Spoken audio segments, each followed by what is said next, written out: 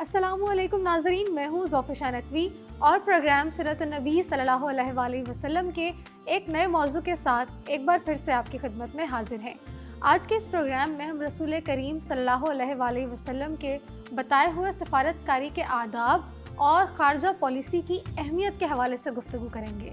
ناظرین، نبی کریم صلی اللہ علیہ وآلہ وسلم کی زندگی ہمارے لیے بہترین عملی نمونہ ہے، اور اگر کوئی انسان احسن طریقے سے زندگی گزارنا چاہتا ہے تو اسے چاہیے سیرت نبوی سے رہنمائی حاصل کرے، پھر وہ رہنمائی چاہے روز مرہ کے دنیاوی کاموں میں ہو، دینی معاملات میں ہو یا پھر بین الاقوامی معاملات میں ہو۔ اور ڈپلومیٹک ٹرمز کی بات کریں تو ہر دور میں، خواہ وہ دور نبوی ہو یا دور حاضر ہو، ڈپلومیٹک ریلیشنز کی جو اہمیت تھی وہ واضح رہی ہے، ان کی ضرورت ہمیشہ سے رہی ہے۔ لہٰذا آج کے اس پروگرام میں ہم اسی ٹاپک پر بات کریں گے کہ سفارت کاری کے وہ کون سے آداب تھے جو نبی کریم صلی اللہ علیہ وآلہ وسلم نے ہمیں سکھائے ہیں۔ پروگرام میں ہمیشہ کی طرح ہمارے ساتھ موجود ہیں ممتاز سیرت اسکالر ڈاکٹر طارق شریف زادہ صاحب، جو کہ اس موضوع پر ہماری رہنمائی فرمائیں گے۔ السلام علیکم ڈاکٹر صاحب۔ وعلیکم السلام ورحمۃ اللہ۔ ڈاکٹر صاحب، سب سے پہلے تو ہمیں یہ بتائیے گا کہ دین اسلام میں اور سیرت نبوی صلی اللہ علیہ وآلہ وسلم میں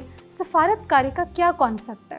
بسم رب محمد کریم علیہ الصلاۃ والتسلیم۔ سب سے پہلے تو یادآوری کا شکریہ،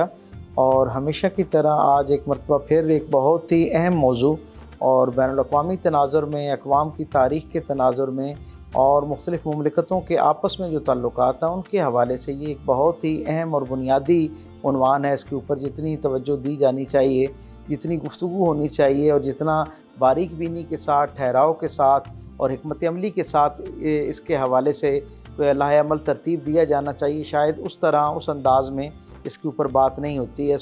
آج کے اس پروگرام کی برکت سے میں یہ سمجھوں گا کہ بہت ساری خیر پر مبنی رسول اللہ صلی اللہ علیہ وسلم کی زندگی کا وہ احوال جو سفارتکاری اور اقوام کی آپس میں تعلقات میں ایک بڑی کلیدی حیثیت کی ہدایت اور رہنمائی اپنے اندر رکھتا ہے، اس پر ہمیں بات کرنے کا موقع ملے گا۔ جیسا کہ آپ نے سوال کیا، سفارتکاری جو ہے انسان کیونکہ بنیادی طور پر ایک سماجی ماحول میں بہت ابتدائی تاریخ کے ایام سے ہی جو ہے وہ آپس میں ایک سماجی حیثیت کے اندر، آپس میں تعلق کے اندر قائم ہے، آپس میں جڑا ہوا ہے۔ میں یہ سمجھتا ہوں کہ یہ سفر انبیاء و مرسلین کے زمانوں سے ہوتا جب رسالت مآب صلی اللہ علیہ وسلم کے زمانے میں آتا ہے، وہ ظاہری طور پر اس وقت تک کی سویلائزیشن جو ہے وہ کوئی بہت زیادہ سفارتکاری کے ساتھ اس طرح جڑی ہوئی نظر نہیں آتی ہے، کوئی بہت زیادہ ٹریننگ انسٹیٹیوشنز موجود نہیں ہیں۔ لیکن رسول اللہ صلی اللہ علیہ وسلم کی ذات کو جب ہم دیکھتے ہیں اور حضور کے ہاں جو غیر محسوس انداز میں سفارتکاری کے حوالے سے تربیت ہمیں نظر آتی ہے، اس کا اہتمام نظر آتا ہے، اس کی نزاکتوں کو رسول اللہ صلی اللہ علیہ وسلم جس لطیف پیرائے کے اندر ایڈریس کرتے ہوئے نظر آتے ہیں، وہ اپنے اندر ایک پوری تربیت کا جہان رکھتا ہے۔ ہم دیکھتے ہیں کہ رسول اللہ صلی اللہ علیہ وسلم کے ہاں جو قائدانہ صلاحیت ہے وہ بہت ابتدائی دنوں سے آپ کی شخصیت کا خاصہ ہے۔ وہ بہت ابتدائی دن، حتیٰ کہ یہ وہ زمانہ ہے جب ابھی رسول اللہ صلی اللہ علیہ وسلم نے اعلان نبوت بھی نہیں فرمایا، اس سے پہلے ہم دیکھتے ہیں کہ مکے کے اندر اللہ کے رسول صلی اللہ علیہ وسلم اپنے ہم عمر اور ہم خیال لوگوں کو اکٹھا کرتے ہیں۔ اب آپ یہ دیکھیں، یہ دنیا کا ایک پہلا سوشل فورم، باضابطہ فورم قائم ہونے جا رہا ہے، اور اس کی بنیادی جو اس کے لوازمے ہیں، بنیادی ذوق کیا ہے کہ ہم عمر لوگ ہوں، اور پھر صرف ہم عمر لوگ نہیں بلکہ ان میں ہم عمروں میں بھی جو ہم خیال لوگ ہیں انہیں رسول اللہ صلی اللہ علیہ وسلم ایک پلیٹ فارم پہ اکٹھا کرتے ہوئے نظر آتے ہیں، اور دو باتوں پر انہیں اتفاق کرتے ہوئے ایک جگہ، یعنی دو باتوں پہ جن کا نظریاتی اتفاق پایا جاتا ہے انہیں اکٹھا کر دیتے ہیں۔ پہلی بات، اس گروپ آف پیپل کے اندر، اس کمیونٹی آرگنائزیشن کے اندر پہلی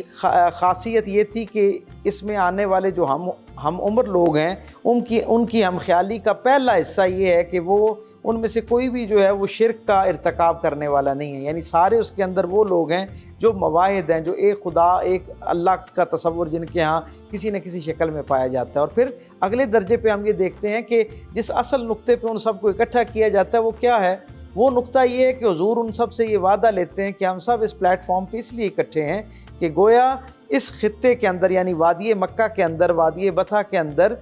کسی شخص کے ساتھ اگر ظلم ہوگا تو ہم اکٹھے ہو کر یہ دیکھے بغیر کہ ظلم کرنے والا ہمارے قبیلے سے ہے، ہمارے خاندان سے ہے، ہمارا ہم زبان ہے، یا ہمارا اس کے ساتھ کوئی خونی یا کاروباری رشتہ موجود ہے، ان ساری مصلحتوں سے قطع نظر اگر کوئی ظالم ہوگا تو ہم اس کا ہاتھ روکیں گے اور مظلوم کی طرف سے اس کے سامنے بطور وکیل پیش ہوں گے۔ تو رسول اللہ صلی اللہ علیہ وسلم کی جب ان بنیادی باتوں پر اتفاق ہوتا ہے، وہ یہ گلدستہ دیکھتے ہیں دوستوں کا، تو ہمیں عجیب خوشگوار حیرت ہوتی ہے کہ یہ سارے لوگ وہ لوگ ہیں جو ظاہری طور پر مختلف المزاج ہیں، لیکن حضور نے ایک کاز کو بنیاد بنا کر ان سب لوگوں کو اکٹھا کر دیا۔ گویا حضور نے جو کمیونیکیشن ہے، کاؤنسلنگ ہے، اس کی بنیاد یہ رکھی کہ انسانوں کو ان کے مشترکات پر اکٹھا کیا جا سکتا ہے، کامنالٹیز کی بنیاد پر، جو مختلف شخصیات کے درمیان، قبائل کے درمیان اور آگے چل کے اقوام کے درمیان، ریاستوں کے درمیان جو مشترکہ چیزیں ہوا کرتی ہیں، انہیں اتفاق کا بنیاد بنایا جانا چاہیے، اور اس اتفاق کی بنیاد پر پھر انہیں ہم خیال کر کے اپنے ساتھ جوڑ لینا چاہیے اور انہیں اپنی قوت کا حصہ بنانا چاہیے۔ رسول اللہ صلی اللہ علیہ وسلم کی پوری زندگی جو ہے اس کے اندر ہمیں نظر آتا ہے کہ جہاں بھی کوئی اتفاق کی گنجائش پیدا ہوتی ہے، حضور بے شمار اختلافات کو جو ہے وہ صرف نظر کرتے ہوئے ان اتفاقات پر، مشترکات پر ان لوگوں کو اپنے ارد گرد اکٹھا کر لیتے ہیں۔ وہ مکے کے اندر کا منظرنامہ جو میں نے ابھی آپ کے سامنے پیش کیا، وہ احوال اور رسول رحمت کی زندگی کا، یا حضور جس وقت مدینہ کے اندر تشریف لا رہے ہوں اور اس وقت کا منظرنامہ ہو کہ اوس اور خزرج دو ایسے قبائل جو برسوں سے نہیں صدیوں سے آپس میں برسر پیکار تھے، دونوں کا آپس کے اندر شدید درجے کا اختلاف تھا، اللہ کے رسول صلی اللہ علیہ وسلم نے ان کی کامنالٹیز کو اکٹھا کیا اور ان کے درمیان اپنے سفیر بھیج کر اپنے جو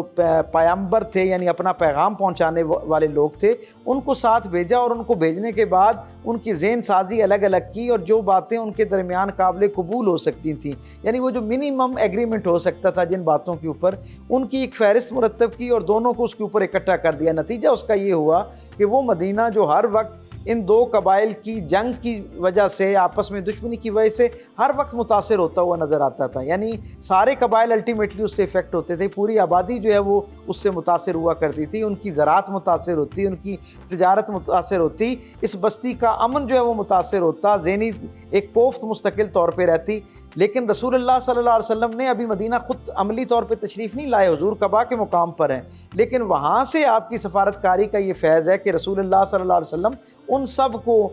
جو ان کی بنیادی طور پر اتفاق کرنے والی چیزیں ان کے اوپر اکٹھا کر دیتے ہیں۔ تو پہلا پیغام جو حضور کی زندگی سے سفارتکاری کے ذیل میں ہم تک پہنچتا ہے وہ یہ ہے کہ اقوام کے درمیان ڈفرینس آف اوپینین ایسے ہی ہو سکتا ہے جیسے ایک گھر میں ایک ماں باپ سے پیدا ہوئے ہوئے بہن بھائیوں کے درمیان نظریات کا اختلاف ہو سکتا ہے، چیزوں کو سوچنے، پرکھنے اور ان کے بارے میں رائے بنانے میں اختلاف ہو سکتا ہے، لیکن مشترکہ کچھ محبتیں، کچھ جواز ایسے ہوتے ہیں جو انہیں اکٹھا رکھتے ہیں۔ اسی طرح اقوام کے ساتھ جو حسن سلوک ہے وہ بھی مشترکات کی بنیاد پر زیادہ دیر تک چل سکتا ہے، اس لیے کامنالٹیز کو بنیاد بناتے ہوئے، ان کو اجاگر کرتے ہوئے، اختلافات کو پس منظر میں رکھتے ہوئے اور اتفاقات کو اکٹھا رکھتے ہوئے اور نمایاں کرتے ہوئے اقوام کو، ریاستوں کو، ممالک کو آپس میں قریب کیا جا سکتا ہے۔ بہت ہی عمدہ طریقے سے آپ نے سفارتکاری کے اس کانسیپٹ کو کلیئر کیا، لیکن ڈاکٹر صاحب آپ کی گفتگو سے نا ایک اور سوال ذہن میں آتا ہے کہ اتنی اسٹرانگ سفارتکاری، اتنی اسٹرانگ ڈپلومیسی کو حضور پاک نے کنٹینیو کس طرح کیا کہ جو سفارتکار وہ بھیجتے تھے ان کی تربیت کا بھی کوئی اہتمام کیا جاتا ہوگا یقیناً؟ رسول اللہ صلی اللہ علیہ وسلم کی زندگی کو جب ہم دیکھتے ہیں تو میرے کریم رسول کی زندگی ایسے خوبصورت کرینوں پر مبنی ہے، ایسی خوبصورتیوں کے ساتھ منزہ و مصفہ ہے کہ اگر ہم بہت کسی ایک عنوان کو مرتب کر کے تحقیق کی ذوق سے اس کا مطالعہ کرنا شروع کرتے ہیں نا، تو ہر آہنگ میں ایک نیا جہان آباد نظر آتا ہے، ہدایت کا، خیر کا، اور اس سے آگے بڑھ کے سلیقے اور کرینے کا، نفاست کا۔ وہ ایسا میرے رسول صلی اللہ علیہ وسلم کی زندگی میں اہتمام نظر آتا ہے کہ طبیعت اس کو دیکھ کے سرشار ہو جایا کرتی ہے۔ میرے کریم رسول کا معمول کیا ہے؟ آپ نے جب کسی قبیلے کی طرف اپنا کوئی سفیر متعین کرنا ہوتا تھا، کسی کو بھیجنا ہوتا تھا، حتیٰ کہ جب آپ نے خطوط لکھنا ہوتے گویا اس قبیلے کے ساتھ جب انٹریکشن شروع ہوتا ہے نا، تو حضور ایسے نہیں ہوتا تھا کہ ایک صبح اٹھیں اور حضور کہہ دیں کہ جاؤ اور جا کے ان کو اپنا پیغام پہنچا دو۔ حالانکہ یوں بھی کرتے تو حضور کے بھیجے ہوئے لوگ یقیناً اتنے اخلاص کے ساتھ اور جامع الکلام تھے کہ اگر وہ جا کے اپنی بات کرتے تو لوگوں کے دلوں پر یقیناً دستک دیتی، لیکن رسول اللہ صلی اللہ علیہ وسلم ارادہ فرما لینے کے بعد اپنے اصحاب میں سب سے پہلے پوچھتے کہ تم میں سے کوئی ایسا ہے جس کی کوئی قرابت داری اس قبیلے کے ساتھ ہو. وہ پتہ چلتا اگر ان میں سے کوئی کہتا ٹھیک ہے تو اس کا انتخاب ہو جاتا, ورنہ حضور یہ پوچھتے اچھا اگر قرابت داری نہیں ہے تو تم میں سے کوئی ایسا ہے جس نے اس قبیلے کے اندر جا کے رہائش اختیار کی ہو, کچھ وقت ان کے ساتھ رہے ہو, تاکہ ان کے مزاج سے, ان کے رسم و رواج سے واقف ہو. اگر کوئی مل جاتا تو بہت اچھی بات, اگر نہ ملتا تو پھر تیسرا سوال حضور کرتے کہ کیا تم میں سے کسی شخص نے وہاں خونی رشتہ داری نہ ہونے کے باوجود, وہاں پر رہائش اختیار نہ رکھنے کے باوجود, کیا کوئی ایسا ہے جس نے ان کے ساتھ کاروبار کیا ہو یا سفر کے دوران وہاں جو ہے نا ان کے ساتھ کوئی معاملات طے کیے ہوں. اگر کوئی نظر آتا تو پھر رسول اللہ صلی اللہ علیہ وسلم اس کا انتخاب فرما لیتے اور کہتے کیونکہ یہ ان کو جانتا ہے پہلے سے, اس لیے اسے اپنے قریب کر لیا جاتا, اور پھر حضور اس سے ایک تفصیل کے ساتھ سوال نامہ اس کے سامنے رکھتے اور اس سے پوچھتے کہ ان کا مزاج کیا ہے, اس قبیلے کی تاریخ کیا ہے, اور حتیٰ کہ اس قبیلے کے نامور لوگ کون تھے. یہ قبیلہ مختلف فنون میں, ثقافت میں, تہذیب میں, زبان میں, علم و ادب میں, دانشوری میں, دیگر انسانی خصائل میں کن بنیادوں پر زیادہ شہرت رکھتا ہے, یعنی یہ قبیلہ کن اوصاف کی بنیاد پر خود کو باقی قبائل سے ممتاز یا زیادہ قابل فخر سمجھتا ہے, تاکہ ان کا مزاج ہم تک پہنچ جائے تو اس کے بعد ان کے ساتھ بات کی جائے. اور پھر میرے کریم آقا کی زندگی میں تو ایسی اعلیٰ نفاست ہمیں نظر آتی ہے کہ رسول اللہ صلی اللہ علیہ وسلم جب کسی قبیلے کی طرف خط لکھتے تو حضور کا معمول یہ ہوتا کہ رسول اللہ صلی اللہ علیہ وسلم جس صحابی کا اس قبیلے کے ساتھ واسطہ رہتا یا اس علاقے سے, اس خطے کے ساتھ کوئی جانکاری ان کے پاس ہوتی, تو حضور پتہ کیا کہتے, حضور کہتے کہ وہ جو وہاں کے قبیلے کا سربراہ ہے, جو اس ریاست کا بڑا آدمی ہے, کیا جب اس کی رعایا, اس کی مملکت, اس کے قبیلے کے افراد جب اس سے خوش ہوتے ہیں اور وہ اچانک اسے اپنے درمیان پاتے ہیں, یعنی اس کی پریزنس میں جب وہ خوش ہو چکے ہوں اس کے کسی کام کی وجہ سے, اس کی کسی شفقت کی وجہ سے, تو وہ اسے کن پیار بھرے ناموں سے, عزت والے ناموں سے پکارتے ہیں, کن باوقار القابات سے اس کو پکارتے ہیں. تو جب وہ بتائے جاتے تو پھر صحابہ کرام کی اس جماعت سے جو حضور تک بات پہنچتی, حضور اپنے خطوط میں ان القابات سے اس شخص کو, اگر اس کے اندر کوئی شرک کا پہلو موجود نہ ہوتا یا تکبر کا پہلو موجود نہ ہوتا, تو حضور ان القابات سے اس کو مخاطب کرتے تاکہ اس کے دل میں رسالت مآب صلی اللہ علیہ وسلم اور آپ صلی اللہ علیہ وسلم کے پیغام کے لیے, آپ کے جو سفیر ہیں ان کے لیے گنجائش پیدا ہو, محبت پیدا ہو. اور پھر تحائف کا ایک ایسا خوبصورت سلسلہ اور عنوان ہمیں نظر آتا ہے کہ رسول اللہ صلی اللہ علیہ وسلم آنے والے سفراء جو ہوتے ان کو تحائف دے کر بھیجتے, اور اپنے پیغام کے ساتھ بھی تحائف جو ہے وہ بھیجا کرتے تاکہ لوگوں کے دل جو ہیں انہیں اپنے ساتھ جوڑنے میں آسانی ہو. ڈاکٹر صاحب یہ جتنی بھی باتیں ابھی آپ نے ہمیں بتائیں, اگر ہم دیکھیں تو اس دور جدید میں بھی نا انہی پیٹرنز پہ ڈپلومیسی چل رہی ہے. جی بے شک ایسا ہے, سارے اساسی خطوط جو ہیں, اساسی بنیادی حوالے, فنڈامنٹل جو سورسز ہیں آج بھی پوری دنیا کے اندر فارن پالیسیز کے حوالے سے, ان سب کا جو دوسرا سرا جو ہے وہ سرکار دو عالم صلی اللہ علیہ وسلم کی پاکیزہ زندگی کے ساتھ جڑتا ہوا ہمیں نظر آتا ہے. اور آپ نے اتنے تفصیلی ٹاپک کو بہت ہی جامع انداز میں ہم تک پہنچایا. ناظرین, گفتگو کے اس سلسلے کو جاری رکھیں گے مگر ایک بریک کے بعد.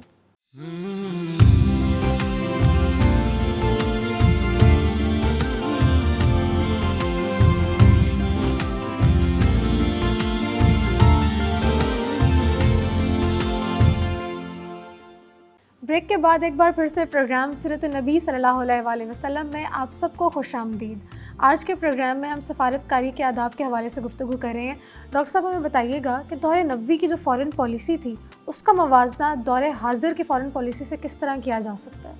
جس طرح کے پروگرام کے پہلے حصے میں ہم نے یہ جانا کہ جو آج کی فارن پالیسی ہے ظاہری طور پر وہ بہت ساری ایک ٹریننگ کے میکنزم سے نکلنے کے بعد اور اس کے اوپر بہت سارا ابتدائی درجے کا کام ہوم ورک کرنے کے بعد بہت ساری تفصیلات اور مختلف اقوام جو ہیں ان کے بارے میں معلومات اکٹھی کرنے کے بعد ایک پالیسی بنائی جاتی ہے. لیکن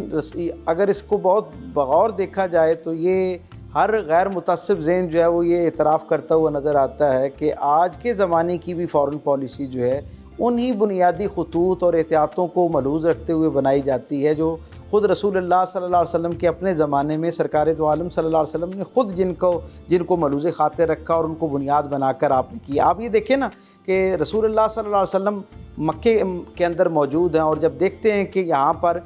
کچھ جو مسلمان جن کے پاس ظاہری طور پر خاندانی اعتبار سے نسبی اعتبار سے وہ ایک بڑا حوالہ موجود نہیں ہے اور کلمہ پڑھنے کی وجہ سے انہیں تختہ مشق بنایا جا رہا ہے, تو آپ دیکھیں کہ اس گھٹن کے ماحول میں جہاں ہر طرف سے مسلمانوں کی زندگی بالکل تنگ ہوتی نظر آتی ہے، اس زمانے میں میرے کریم رسول صلی اللہ علیہ وسلم کا وین یہ ہے کہ آپ ایک خط حضرت جعفر طیار کو دیتے ہیں اور انہیں فرماتے ہیں کہ آپ جو حبشہ کا بادشاہ ہے اس کے پاس یہ خط لے جائیں۔ اس سے پہلے حضور نے 2 خط ان کو لکھے اور تیسرے خط دے کر ان کو وہاں سے روانہ کیا۔ گویا ان 2 پہلے ابتدائی خطوط میں انہوں نے نجاشی کی ذہن سازی فرما دی اور پھر اس کے بعد اپنے اصحاب کو حضرت جعفر طیار کے ہمراہ وہاں پر بھیجا۔ تو اب جب وہاں پہنچے تو اس کے فوراً بعد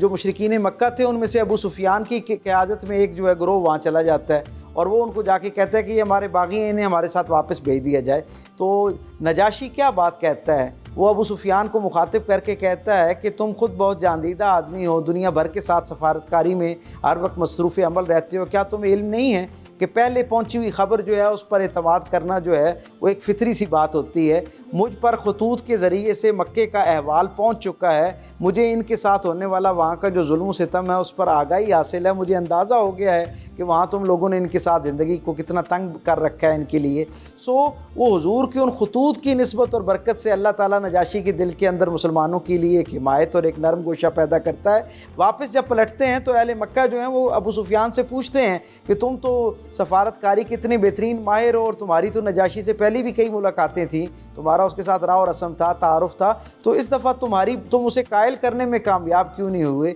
تو ابو سفیان کے الفاظ یہ ہیں کہ رسول رحمت کے جو خطوط تھے انہوں نے اتنی بہترین سفارت کر رکھی تھی کہ اس کے بعد میرے لیے جو ہے میری بات کا وہاں پر اس طرح وزن جو ہے وہ نہیں کیا جا سکتا تھا، اسے اس طرح میں قائل کرنا میرے لیے ممکن نہیں تھا۔ تو اس سے ہمیں اندازہ ہوتا ہے کہ ایک تو اس گھٹن زدہ ماحول کے اندر بھی جہاں اندرونی پریشر بہت زیادہ تھا، رسول اللہ صلی اللہ علیہ وسلم کا ویژن تھا کہ یہ دین جو ہے یہ دنیا بھر کے اندر غالب ہونے کے لیے آیا ہے اور آئندہ زمانوں کے اندر اسے بہت ساری اور مملکتوں، ریاستوں، سربراہان مملکت کے ساتھ راہ و رسم جو ہے اس کو بڑھانا ہے۔ اس لیے حضور نے وہ جو نجاشی کو خطوط لکھے ہیں ان کے اندر بھی جو خطوط لکھوائے، ان خطوط کے اندر کی جو لینگویج ہے، جو زبان ہے، وہ بھی سفارتکاری کا بہترین نمونہ قرار دیا جا سکتا ہے کہ آپ اسے جناب مسیح علیہ السلام، حضرت عیسیٰ علیہ السلام کا وہ جو خدا ترسی کا پیغام ہے اس کا حوالہ دیتے ہوئے خط لکھتے ہیں۔ یعنی گویا وہ جو نجاشی کے قول و فعل کے اندر، اعتقادات کے اندر، عقیدے کے اندر، نظریات کے اندر حضرت عیسیٰ علیہ السلام کے ساتھ محبت اور ایک الہی دین کے حوالے سے توحید کا کسی درجے کا تصور موجود تھا، وہ کیونکہ مشترکہ ایک پوائنٹ تھا نا رسول اللہ صلی اللہ علیہ وسلم کی تعلیمات اور ان تعلیمات کے اندر، تو آقا کریم صلی اللہ علیہ وسلم نے ان جو پوائنٹس تھے ان کو بنیاد بنا کر گویا خط لکھا اور اس خط نے ان کے دلوں کے اندر ایک جو ہے وہ نور کی کیفیت پیدا کی، ایک مسلمانوں کے لیے ہمدردی کا جذبہ پیدا کیا اور مسلمانوں کے لیے وہ جو زمین تھی وہ گویا ایک سکھ کے سانس کی ذریعہ وہ بنا، وہ سارا جو کلام تھا حضور کا۔ ہم یہ دیکھتے ہیں کہ یہ سفارتکاری کا سلسلہ اگلے درجے پہ پھر وہ زمانہ آتا ہمیں نظر آتا ہے جب مدینے سے کچھ لوگ اس زمانے کا جو رائج حج تھا اس کو کرنے کے لیے اور کچھ لوگ تجارت کی غرض سے مکہ آتے ہیں، تو رسول اللہ صلی اللہ علیہ وسلم پہلی دفعہ وہ جو ایک بیعت لیتے ہیں 7 لوگوں سے 3 بنیادی نکات کے اوپر۔ پہلا نقطہ کہ وہ شرک نہیں کریں گے، اللہ کی جو توحید خالص ہے اس کو راسخ کریں گے، اپنے قول و فعل سے اس کی تصدیق کریں گے۔ دوسرا سرکار دو عالم صلی اللہ علیہ وسلم نے ان کو کیا کمال کا نقطہ عطا فرمایا بیعت کا، دوسرا جو حوالہ تھا وہ یہ تھا کہ یہ اپنے معاشرے کے اندر جو استحصال ہے، جو ظلم ہے، جو بربریت ہے، جو طاقتور کا اپنے مظلوم کو، اپنے محکوم کو دبانا ہے، اس کے خلاف وہاں پر کام کریں گے، ہوم ورک کریں گے، اور تیسرا رسول اللہ صلی اللہ علیہ وسلم کے لائے ہوئے اس پیغام کے لیے راہ ہموار کریں گے، باقی لوگوں کو بھی اس خیر میں شریک کریں گے۔ پہلی جو ملاقات ہے اس میں 7 لوگ جو ہیں وہ ہلکا بگوش اسلام ہوتے ہیں، لیکن کچھ وقت کے بعد جب دوبارہ ایک نشست ہوتی ہے تو اس کے اندر 73 لوگوں کو سرکار دو عالم صلی اللہ علیہ وسلم دین کی طرف لاتے ہیں۔ گویا وہ 7 لوگ 73 لوگوں کی ذہن سازی کا ذریعہ بنتے ہیں، اور پھر وہ جو 73 لوگوں کے ساتھ حضور کی خط و کتابت ہے، راہ و رسم ہے، ایک مکالمہ ہے، وہ اتنی برکت پاتا ہے کہ حضور جب مدینے کے اندر آتے ہیں تو پورا مدینہ جو ہے اس کی غالب اکثریت سرکار دو عالم صلی اللہ علیہ وسلم کے استقبال کے لیے باہر کھڑی ہوئی ہمیں نظر آتی ہے۔ تو یہ حکمت عملی جو ہے، جو ٹھہراؤ جو ہے، جو مشترکات کو بنیاد بنا کر، امن کو بنیاد بنا کر انسان کے معاشرے کی جو فطری ضرورتیں ہیں، جیسے وہاں پر عدل کا قیام تھا، استحصال سے بچانا تھا معاشرے کو، ان بنیادوں پر جب لوگوں کو آپ بلاتے ہیں تو ان کا آپ کے ساتھ جڑنا جو ہے وہ بہت آسان ہو جایا کرتا ہے۔ ڈاکٹر صاحب یقیناً ان تمام باتوں میں سیکھنے کے بہت سے پہلو نمایاں ہیں۔ اچھا ہمیں ایک اور بات بتائیے گا کہ موجودہ دور میں جن گلوبل چیلنجز کا سامنا ہے اس میں بحیثیت ایک اسلامک اسٹیٹ ہماری فارن پالیسی کیسی ہونی چاہیے؟ دنیا کے اندر معاشرے میں لوگوں کے باہمی احترام کے ساتھ ان کے لیے خیرخواہی کا جذبہ رکھتے ہوئے اور اپنے پاس جو کچھ موجود ہے اسے فراخ قلبی کے ساتھ لوگوں کو پیش کرنے کے جذبے کے ساتھ ہی آپ لوگوں کے دلوں کو جیت سکتے ہیں۔ رسول اللہ صلی اللہ علیہ وسلم کی زندگی سے بھی ہمیں یہ سبق ملتا ہے، اور لمحہ موجود کے اندر بھی سارے سفارتکاری کے ماہرین اس نتیجے پر متفق ہیں کہ انسانوں کے درمیان مشترکات، انسانوں کے باہمی احترام کا اعلان، انسانوں کے لیے خیرخواہی کے جذبے کا اظہار، یہ وہ بنیادی باتیں ہیں جو اقوام کو بھی ایک دوسرے کے قریب آنے کا جواز فراہم کرتی ہیں اور مملکتوں کو بھی ایک دوسرے کے قریب لانے کا ذریعہ بنتی ہیں۔ اور ایک خیرخواہی کا جذبہ جو ہے اس کا اظہار جس انداز میں لوگوں کے دلوں سے میل ختم کرتا ہے اور آپ کے قریب آنے کا ان کو حوصلہ فراہم کرتا ہے، شاید ہی کوئی اور انسانی جذبہ اس درجے پہ جو ہے وہ کارگر ہو سکتا ہے۔ ہم دیکھتے ہیں رسول اللہ صلی اللہ علیہ وسلم رات کے پچھلے پہر آپ کو مکے سے مدینہ آنا پڑتا ہے، اور آپ ابھی مدینے میں چند ماہ ہی آپ کے گزرے ہوتے ہیں تو وہی مشرکین مکہ کی جو بدلے کی آگ ہے وہ ختم نہیں ہوتی اور وہ حملہ کر دیتے ہیں۔ بدر میں اللہ تعالیٰ مسلمانوں کی مدد فرماتا ہے، انہیں شکست سے دوچار ہونا پڑتا ہے، وہ اپنے زخموں کے ساتھ واپس جاتے ہیں اور پھر دوبارہ بھرپور حملہ کرتے ہوئے احد کے میدان میں دوبارہ مسلمانوں کے سامنے آمنے سامنے کھڑے ہوتے ہیں۔ ان کی جان کے دشمن ہوتے ہیں، اتنا بڑا مسلمانوں کو مالی اور جانی نقصان دینے کے بعد واپس پلٹتے ہیں کہ مدینے کے اندر موجود ہر گھر جو ہے وہ اداس ہو جاتا ہے، ہر کلمہ گو کا گھرانہ جو ہے وہ کسی نہ کسی شہید کو جو ہے اس کے تذکرے سے اس کی آنکھیں اشکبار ہوتی ہیں کہ اچانک کچھ مہینوں کے بعد مکے کے اندر قحط پڑنا شروع ہو جاتا ہے، اور وہاں پر حالات یہ ہو جاتے ہیں کہ گھروں کے اندر فاقے کی وجہ سے لوگوں پر موت آنا شروع ہو جاتی ہے۔ ایک قبیلہ جس کے ساتھ گندم کی اور خوراک کی اجناس کی تجارت مکے والوں کا معمول تھی، اللہ کا کرنا یہ ہوتا ہے کہ وہ جو خاندان، وہ قبیلہ ہے، وہ پورے کا پورا مسلمان ہو جاتا ہے، اور وہ کہتے ہیں اللہ کے رسول جس طرح احد میں انہوں نے آپ کو تکلیف دی، آپ کے محبین کو جس طرح اذیت دی، اگر آپ چاہیں تو ہم ان کے لیے جو گندم ہے اس کی سپلائی، اس کی ترسیل جو ہے اس کو روک دیتے ہیں اور انہیں مجبور کرتے ہیں کہ وہ آپ سے آ کے معافی مانگیں، اور اس کے بعد جو ہے نا ہم ان کی خوراک جو ہے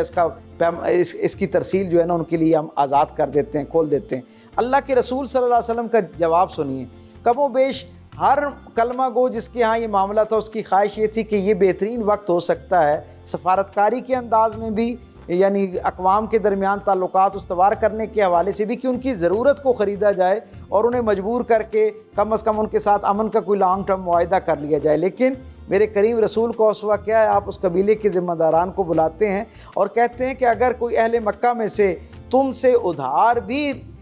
جنس کا تقاضا کرے اور تمہیں لگے کہ وہ اس ادھار کو پورا کرنے میں، اپنے قول کو پورا کرنے پر پورا نہیں اتر سکے گا، تو میں محمد صلی اللہ علیہ وسلم ان کا ضامن بن کر تمہیں تسلی دیتا ہوں کہ تم اس عذر کو قبول کرو اور ان کو ادھار مال بھیج دو، جب ان کے پاس پیسے ہوں گے تو وہ تمہیں واپس لوٹا دیں گے۔ آپ یہ دیکھیں جس وقت فتح مکہ ہوتی ہے تو ایک بہت بڑا قبیلہ مکے کے اندر موجود ہے، اور جنہیں یہ اکسایا جاتا ہے کہ رسول اللہ صلی اللہ علیہ وسلم وادی ذی طویٰ کے اندر موجود ہیں، وہاں آ کے لنگر انداز ہو گئے ہیں، تو ہمیں باہر نکل کے ان کو وہیں پہ روک لینا چاہیے، کجا یہ کہ وہ مکے کے اندر داخل ہوں۔ تو وہ ایک بڑا قبیلہ جو ہے وہ سرداران قریش کو یہ کہتا ہے کہ ہمیں حیا آتی ہے اس شخص کا راستہ روکتے ہوئے جس نے اس وقت جب وہ ہماری شہرک پر جب اس کا ہاتھ تھا اور وہ ہماری شہرک دبا سکتا تھا، یعنی دوسرے لفظوں میں کہ جب ہمیں وہ خوراک کا ایک اتنا بڑا بحران جو تھا وہ درپیش تھا، اس وقت اس اللہ کے رسول نے جس اعلیٰ ظرفی کا مظاہرہ کیا ہے وہ ہمیں یہ پیغام دیتی ہے اور حیا ہمارے اندر پیدا کرتی ہے کہ ہم اس کا راستہ نہ روکیں۔ چنانچہ وہ ایک بہت بڑا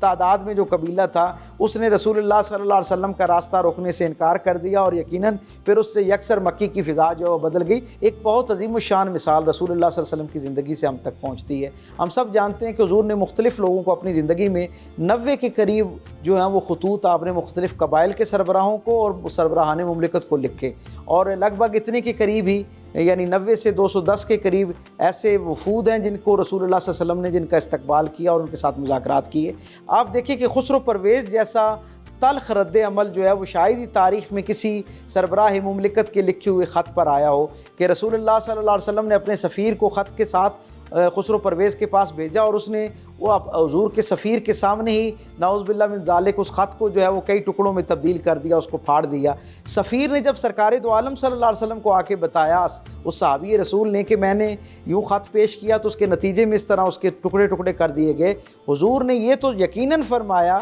کہ اس کے خط کی جس طرح اس نے خط کے ٹکڑے کیے ہیں اس طرح اس نے گویا اس نے خط کے ٹکڑے نہیں کیے، اپنی مملکت کے ٹکڑوں کا اسباب پیدا کر دیے ہیں۔ لیکن تاریخ کا ایک اور بڑا نمایاں منظرنامہ ہے جو عمومی طور پر نظروں سے جو ہے وہ اوجھل رہتا ہے۔ کچھ وقت کے بعد اسی خسرو پرویز کا ایک سفیر جو ہے وہ اپنی ظاہری حاجت کے لیے رسول اللہ صلی اللہ علیہ وسلم کی بارگاہ میں آتا ہے۔ جب اصحاب رسول کو پتہ چلتا ہے تو وہ سارے اپنے پورے جلال کے ساتھ غیرت ایمانی کے ساتھ اس پر جو ہے نا حملہ آور ہونے کے لیے بے چین ہوتے ہیں کہ حضور اجازت دیں تو ہم اس سے اس کا بدلہ لیں۔ لیکن جیسے ہی حضور کو یہ پتہ چلتا ہے تو حضور اس کا استقبال ہی ان لفظوں میں کرتے ہیں کہ اسے میں اپنی امان دیتا ہوں، پھر اسے اپنا مہمان فرماتے ہیں اور پھر اس کی حفاظت کے اہتمام کے لیے، کیونکہ حضور مزاج آشنا تھے اپنے اصحاب کے، حضور کو اندازہ ہو گیا تھا کہ یہ جو شاید اس کے ساتھ کوئی زیادتی نہ ہو جائے، تو رسول اللہ صلی اللہ علیہ وسلم نے 3-4 اصحاب کا ایک گروہ تشکیل دیا جو بحفاظت اسے مکے مدینے کی سرحد پر چھوڑنے کے لیے جاتا ہے۔ تو اس سے ہمیں پتہ چلتا ہے کہ رسول اللہ صلی اللہ علیہ وسلم نے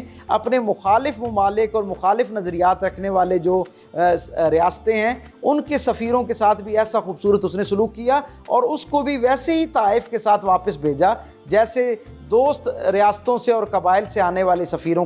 کے ساتھ اس نے سلوک کیا جاتا تھا۔ بہت عمدہ ڈاکٹر صاحب، جتنے خوبصورت واقعات آپ نے سنائے ہیں ان کو سن کے نہ صرف ہمارا ایمان تازہ ہو گیا بلکہ سوچنے کا دائرہ کار بھی وسیع ہو گیا ہے، مزید چیزیں سیکھنے کو ملی ہیں نبی کے اسوہ حسنہ سے۔ جی ناظرین، امید کرتی ہوں کہ آج کا پروگرام آپ کے لیے بھی بے حد معلوماتی رہا ہوگا۔ ڈسکور پاکستان کے پروگرام سیرت النبی صلی اللہ علیہ وآلہ وسلم کو آپ ڈسکور پاکستان کے فیس بک پیج اور یوٹیوب چینل پر بھی دیکھ سکتے ہیں اور ہمیں اپنی قیمتی رائے سے بھی ضرور آگاہ کیجیے گا۔ ایک نئے موضوع کے ساتھ ایک بار پھر سے آپ کی خدمت میں حاضر ہوں گے، لیکن تب تک کے لیے اپنی میزبان ظفر شاہ نقوی کو دیجیے اجازت اور دیکھتے رہیے ڈسکور پاکستان۔